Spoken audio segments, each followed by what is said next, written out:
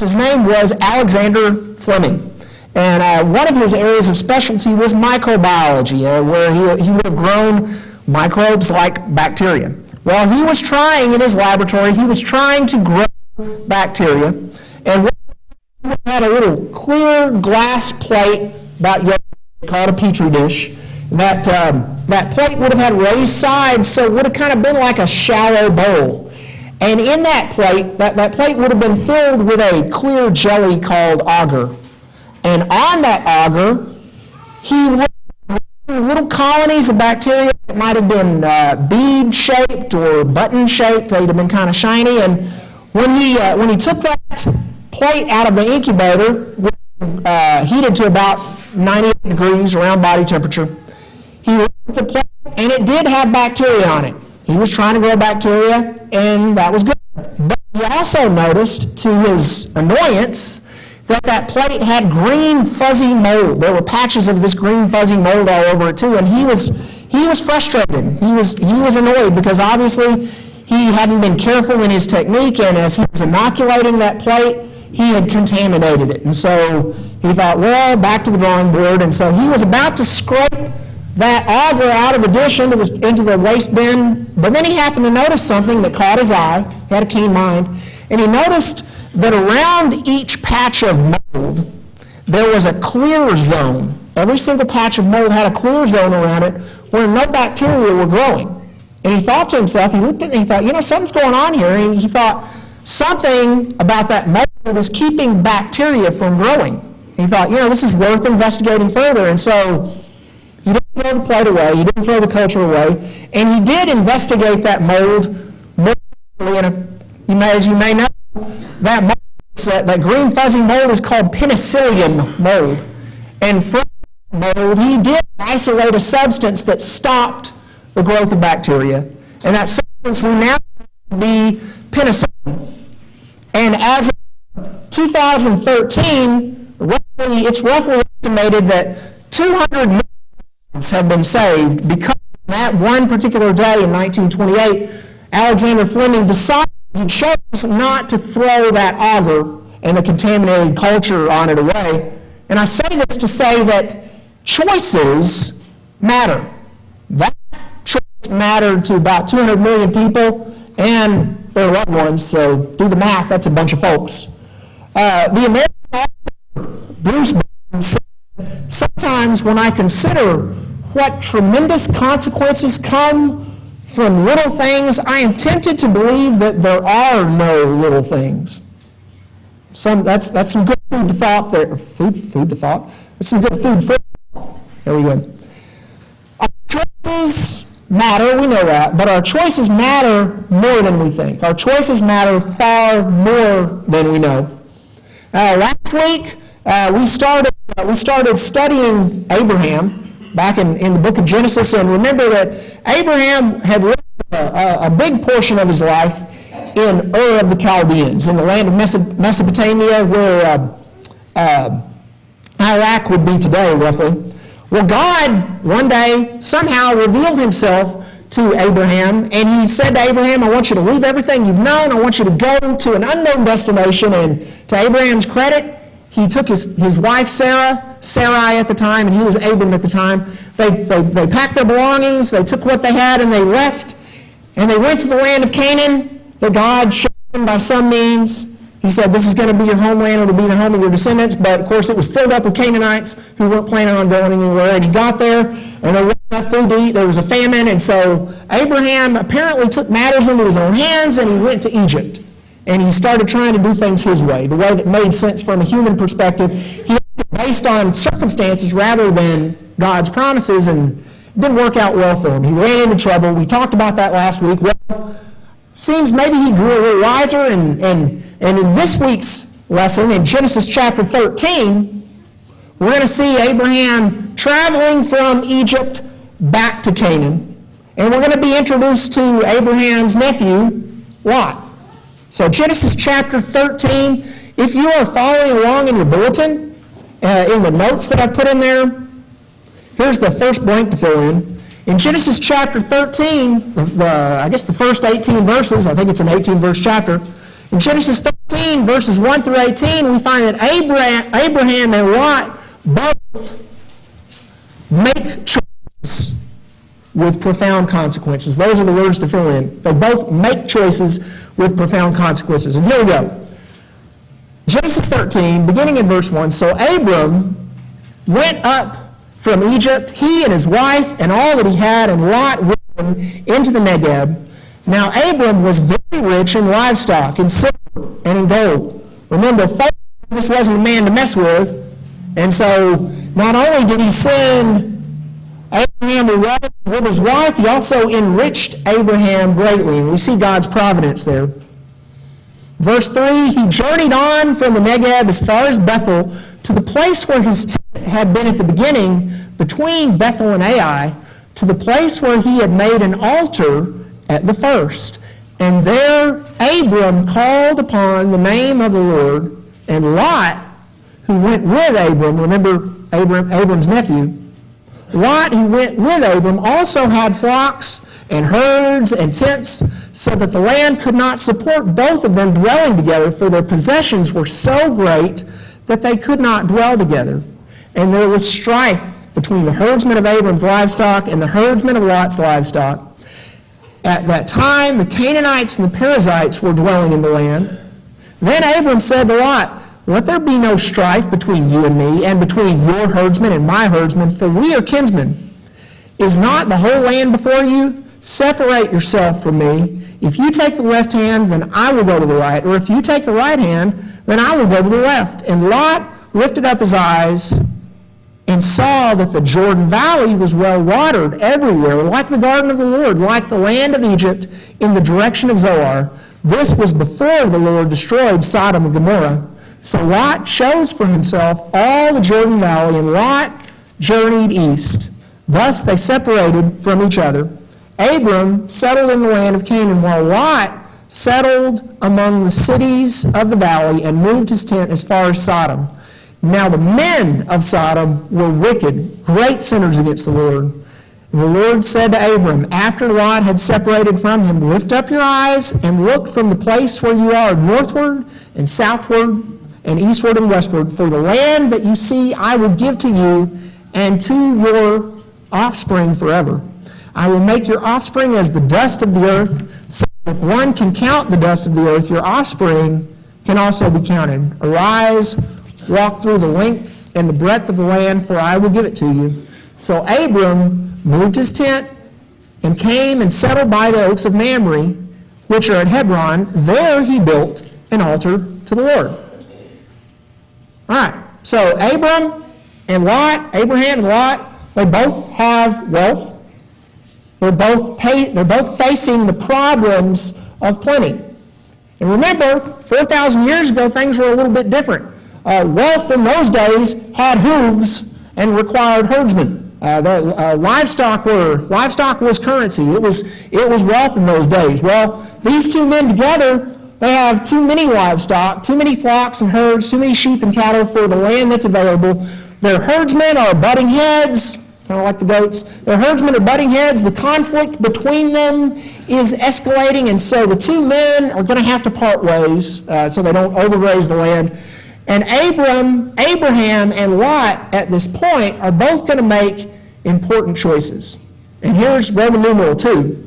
Here's what we could essentially, before I give you the answer there, I'll say this. You might say at this point, Abraham is going to, you might say, accept a decrease in pay for the good of his family. Or he's going to be willing to accept a decrease in pay for the good of his family. Here's what we have in the outline. Abraham is willing to accept poorer grazing for his animals in order to achieve peace in his family. He's willing to accept poor grazing in order to achieve peace in his family. Now, let's go to Lot. We have to acknowledge what Peter says by inspiration about Lot. In your outline, you notice 2 Peter chapter 2, verses 7 and 8. In 2 Peter chapter 2, verses 7 and 8, Peter tells us that Lot was a righteous man. Peter tells us that when Lot got to Sodom and Gomorrah, he saw the sexual sin, he saw all the horrible things that were going on. It was very distressing to him. We know Lot was a righteous man. We're told that by inspiration, and yet, do righteous people make bad decisions? Yeah, sure they do. Yet, in this story, we're going to see Lot make a poor choice. And here's Roman numeral 3. We're burning through them here. Lot chooses, you might say, Lot is willing to put his family in jeopardy for the sake of an increase in pay. All right? And here's what we have in the outline. Lot chooses to bring his family to a corrupt region for the sake of better grazing for his flocks and herds, for the sake of better flocks and herds, for the sake of more wealth. Now, we have to acknowledge what we don't know here. We don't really know for sure. When Lot decides to go this direction, does he know the nature of these cities? Does he know how corrupt they are? We're not told specifically. We're left to speculate on that. We do know, however, when he gets there and sees the state of this culture, he does choose to stay. Surely he could have done something different, but he gets there, he sees how bad things are, and he stays. And we know that's not a good decision, and we'll see the fruit of that decision later on. But here's where we're going. First of all, life is filled with all kinds of trade-offs, all kinds of pros and cons. We've got to weigh the consequences of our choices with great gravity. We've got to weigh the consequences of our decisions very carefully. We've got to ask ourselves if is what we stand to gain worth what we're going to be giving up. If I choose to take a job that's going to make me earn 6 figures, but I'm going to be gone from home for weeks at a time, is that really worth it? I have to ask myself. I have to weigh. I have to weigh what I'm giving up versus what I'm gaining. When we were at Sunset, one of our instructors, Crystal, was listening to one of our instructors there, and he said something that has stuck with me ever since. He said this: the instructors at Sunset, they live on support. They don't make a lot of money. They don't go out to eat at restaurants. They bring paper bag lunches with peanut butter sandwiches every day. They're not opulent. They're not affluent. But he said this. He said, "We drive used cars. And we don't take fancy vacations, but we support missionaries, and our children love Jesus." He made a trade-off there, but look at what he's gained. Lot, however, makes a poor trade. He does move to a land of a well-watered land with lush grass, but it's also a land of gross immorality. He will have probably bigger and fatter herds for a while. But you know how the story loses if you know how the story ends if you've been through this before. You know he'll ultimately lose those flocks and herds when Sodom and Gomorrah and the cities of the plain are destroyed by fire and brimstone that rains down from heaven. You know he'll lose his flocks and herds. And as for his family, the members of his family will be corrupted, and his family will almost be completely destroyed. That trade-off is not going to work well for him in the long run. Now, we'll come back and we'll look at that a lot more later, but let's go back to Abraham for a moment. A lot of activities compete for our time. And that's true now, it's as true now as it's ever been, but it was true 4,000 years ago. Things don't change that much. And here's Roman numeral 4 in your outline. Abraham is busy, but he chooses to make time for prayer and for worship in this story. That's something we see. Another choice Abraham makes. He chooses to make time for prayer and worship.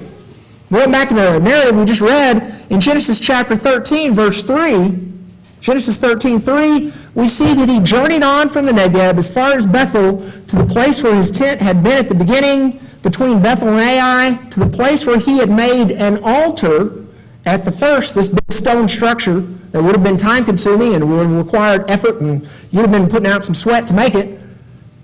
He journeyed to the place where he had made an altar at the first, and there Abram called upon the name of the Lord. And then you see him doing the same thing in verse 18. So Abram moved his tent and came and settled by the oaks of Mamre, which are at Hebron, and there again he built an altar to the Lord. Now today, happily, worship is something that we can do quite conveniently. If I want a devotional, I can download the Bible in probably a minute. I can look up online devotionals. Worship is very convenient. Worship is very easy. I have no excuse not to fit it in. But realize what Abraham is doing here. He's going to build an altar out of stones. He's probably going to be offering a burnt offering there. He's going to be taking one of his best animals, one that's without blemish, killing it, building a fire, burning it. This is not a simple, effort-free 15-minute process when Abram says, I'm going to stop what I'm doing and I'm going to give some time to God. And so Abraham, remember, Abraham has faith that God counts as righteousness. And what do we see about that faith? We see a lot of things about it, but it also, one of the things we see about Abraham's faith, he shows that God is a high priority to him. He shows that he has high regard for God. Among the things he can be focusing on, God is at the top of the list, even if it means expenditure of effort. Even though he's busy, you see Abraham taking the time to make time for God. And accordingly, Abraham makes mistakes, but by and large, he lives a life that is very pleasing to God. He lives a life and he takes actions that by and large have very good results. And there's a principle here that we can pull out of this. When, like Abraham, when you take time for God, you are better off in every other area of your life. Hebrews chapter 10, verses 24 and 25, we very often go there as a reasoning not to forsake the assembly, because the writer of Hebrews tells us not to forsake the assembling of ourselves together. And it's not just to be in this building, it's because of what happens when we're here. Remember what we're supposed to be doing? We're encouraging each other, we're spurring each other on to love and good works. And that means when you walk out of here, the things that you do should be better. And you should be making better decisions and taking more godly actions because you've been here, because of what I say, because of the encouragement that comes from one another, because of our discussions in Bible class. This is an opportunity to make you better in every other area of your life. Here in a little while, when we take communion, in 1 Corinthians 11, verse 28, remember what Paul says about communion there, the Lord's Supper. He says that's a time when we are to examine ourselves. As I drink that juice and as I eat that little bit of unleavened bread, I'm not supposed to be thinking about what I'm going to have for lunch or anything else. I'm supposed to be saying, if Jesus died for me, what can I do to live more in a way that is more worthy of that sacrifice? How can I walk more closely in the footsteps of Jesus? If he's willing to give his life for me, the least I can do is give my life to him. And how can I do that more effectively? So we have to walk out of here being better for this whole experience and this investment of time. When you make time to take time to be godly, you benefit, but the people in your life benefit too. Again, look at Abraham. He takes time for God, and God blesses Abraham, but think about all of the people God also blesses through Abraham. Abraham is going to become the father of Isaac, who because of his father's good influence, he's going to be a better man. He's going to be blessed by God because of who he is through his father's influence. He's also going to be blessed by God for the sake of his father. We know what's going to happen to Isaac's descendants. His son Jacob is going to father the 12 tribes of Israel. They will become the chosen people of God. Those 12 tribes of Israel are going to receive that whole land of Canaan that God has promised to Abraham. And we know that from that nation, specifically through the tribe of Judah, the Messiah is going to come. And the Messiah will through him. Paul makes that very clear in Galatians. And as for Abraham himself, we're told that he dies in a good old age and full of years. His choices lead to a happy outcome. Now again, remember, Peter, by inspiration, we can't dispute it, calls Lot righteous. Now we're not told anything about we don't know what Lot did or what he didn't do. We don't know about the altars that he built or the altars that he didn't build. We're not told about his worship.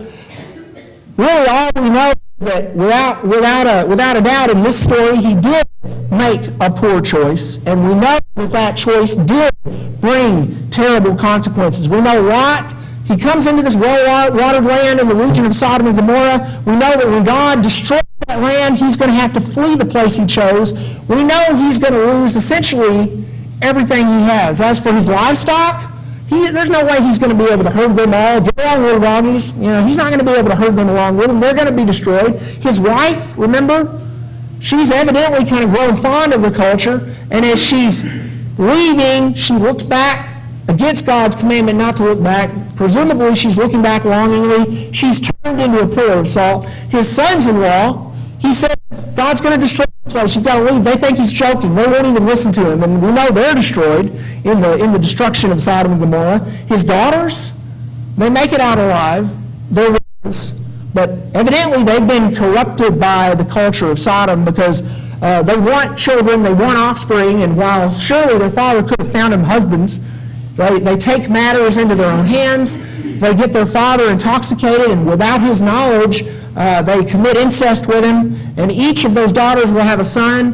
One of those daughters, her son will be named Ami. From him will come the Ammonite nation. From the other daughter will come Moab, and from Moab will come the Moabite nation. Both nations, the product of immorality and enemies of people of the people of God. Abraham's descendants, on the other hand, Abraham's descendants, we know that they'll be like the dust of the earth. And as for the Jews, they're still among us today.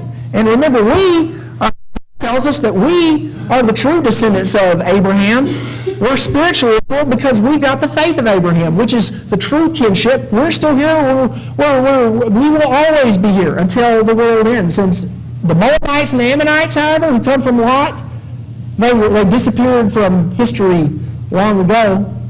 Abraham, again, we know he lives to a ripe old age and full of years. As for Lot, his fate is unknown. After his flight from Sodom and his interlude with his daughters, we never hear anything more about him. The fate of Abraham, the fate of Lot, and their families, again, we're coming back to our main theme here. Their fate is tied to the choices that they make. Roman numeral 5 here. Choices matter, even seemingly small ones.